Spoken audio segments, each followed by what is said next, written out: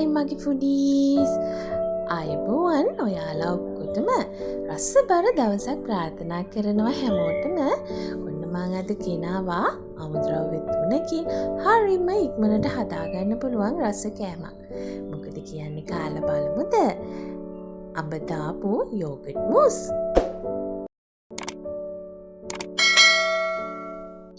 හරි අපි අද බලමු අපේ මේ මැංගෝ යෝගට් මූස් එක හදාගන්න අපිට මොනවද අවශ්‍ය වෙන්නේ කියලා.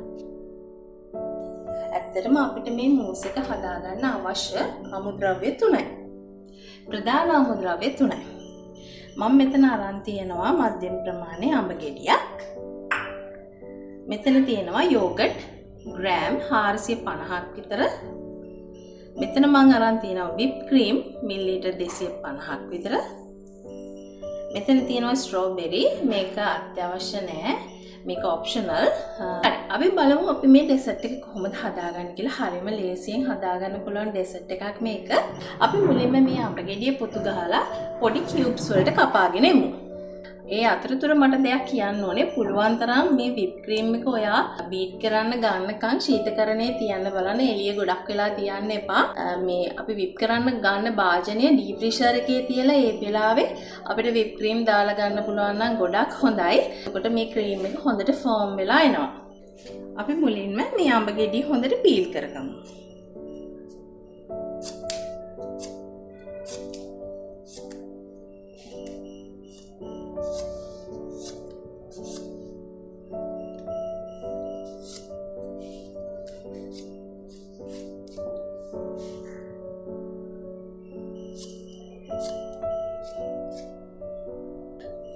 අපි මේ අඹ ගෙඩිය හොඳට පීල් කරගත්තා.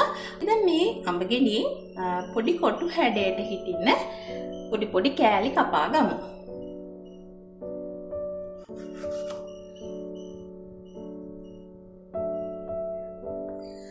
මේ අඹ ගෙඩිය නම් හොඳටම ඉදිලා නැහැ.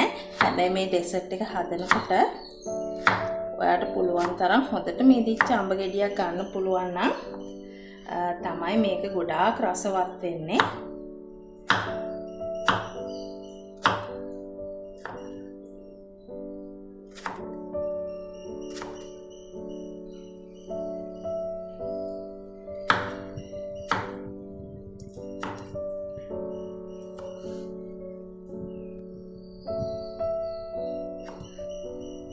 ඔයගොල්ලන්ට පේනවා නේද? මෙන්න මේ වගේ සයිස් එකට අපි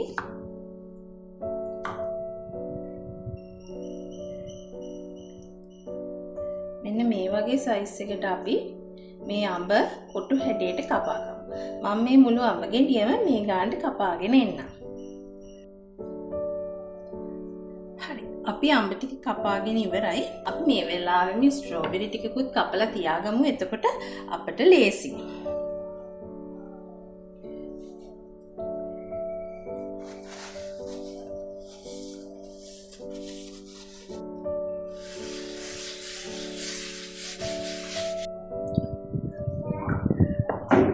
අපිට මේ ස්ට්‍රෝබෙරි ඔක්කොම අවශ්‍ය වෙන්නේ නැහැ.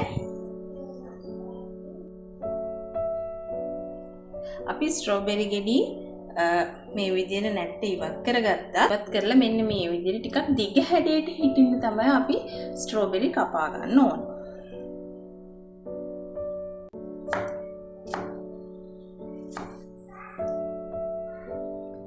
මේ විදිහට අපි ස්ට්‍රෝබෙරි ගෙඩිය දෙකට පල්ලා ඒකයිත් මෙන්න මේ විදිහට කපා ගත්තාම හරි. මේක ඔයාට ඔයාගේ ඩෙසර්ට් එක ගානිෂ් කරනවා නම් විතරයි අවශ්‍ය වෙන්නේ.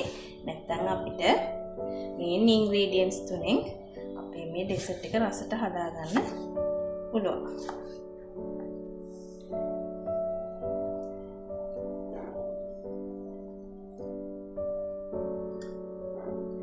හරි. අපි දැන් අපේ ස්ට්‍රෝබෙරි එකත් කපාගෙන ඉවරයි. අපි දැන් මේ අපේ යෝගට් එක හොඳට බීට් කරගන්න ඕනේ. ඔයාලට කැමති නම් ඔයාලට ගන්න පුළුවන් මේ වගේ මුදවපු නැති යෝගට් එක තියෙනවා. මම කියන්නේ යෝගට් පානය නෙමෙයි. මම ආස මේ මුදවපු යෝගට් එක බීට් කරලා ගන්න. එතකොට හරිම රසයි. අර හොඳ පැණි රහක් තමයි මේ යෝගට් එකේ තියෙන අපේ ඩෙසර්ට් එකට. අපි දැන් මේ යෝගට් එක හොඳට බීට් කරගෙන එමු.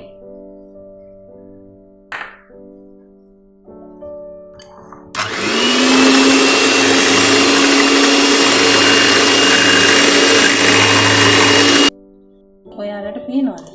මෙන්න මේ වගේ තරමක් දියාරු ගතියට එනකම් ඔයාලා මේක බීට් කරගත්තා නම් හොඳටම ඇති.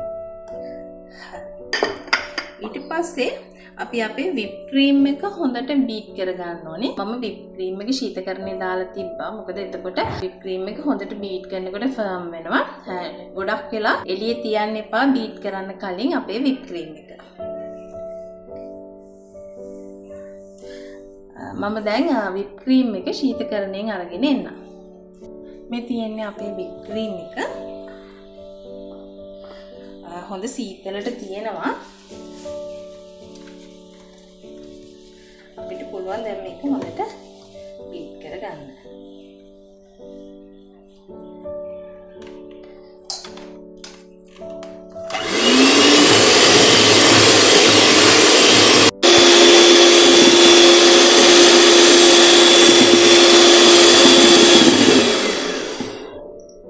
දැන් ඔයාලට පේනවද මේ විප් ක්‍රීම් එක ටික ටික තික් වීගෙන එනවා. මේක ඔයා භාවිතයට ගන්න විප් ක්‍රීම් එක අනුව මේක බීට් කරන්න ඕන කාලය වෙනස් වෙනවා. මේක හොඳ ස්ටිෆ් පීක් වෙනකම් මේක හොඳට අපි බීට් කරගන්න ඕනේ.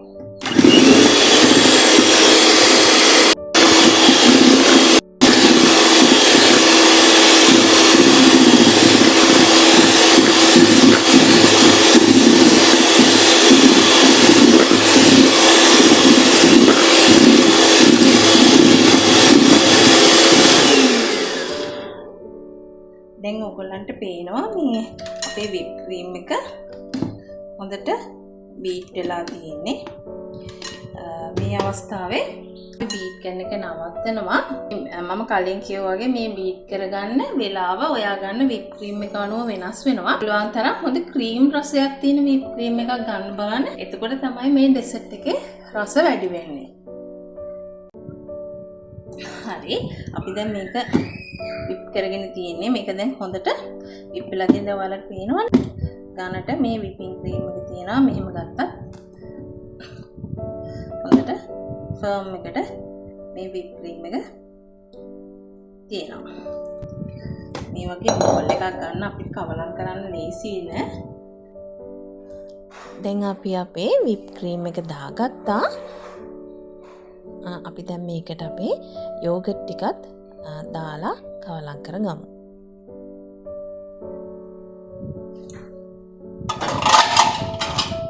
දැන් අපි මේ දෙක හොඳට මෙහිම කවලම් කරමු. අපි දැන් අර කලින් කොටුවට කපාගත්ත අඹ ටික මේකට කවලම් කරන්න ඕනේ. අපි මේකෙන් පොඩි කොටසක් අයින් කරනවා අන්තිමට ගානිෂ් කරගන්න. අපි ඊටු ටික මේකට දාලා හොඳට කවලම් කරගමු.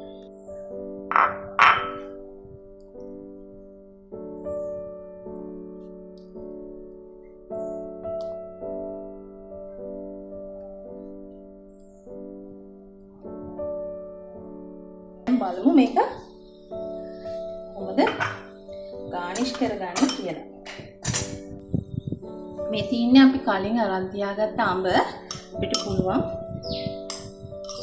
ඒක මේ විදිහට දැන් සිහියට දාන්න.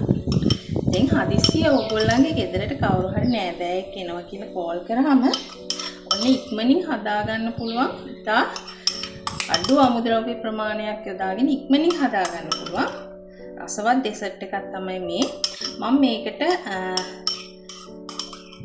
අලුතෙන් සීනි ඇඩ් කරේ නැහැ. ඉතින් සීනි පාලනය කරන කෙනෙක්ට උනත් මේක කන්න පුළුවන්. මෙතන තියෙන්නේ මේ පළතුරු වල සීනි රහයි. මේ අපේ යෝගට් එකේ තිබ්බ සීනි රහයි විතරයි. මම මේකට අලුතෙන් සීනි ඇඩ් කරේ නැහැ. හැබැයි කාට හරි තව සීනි ටිකක් ඇඩ් කරගන්න කැමති නම් එයාලට පුළුවනි මේකට තව සීනි ටිකක් ඇඩ් කරගන්න. ඒක ඔයාගේ රස අනුව වෙනස් කරගන්න පුළුවන්.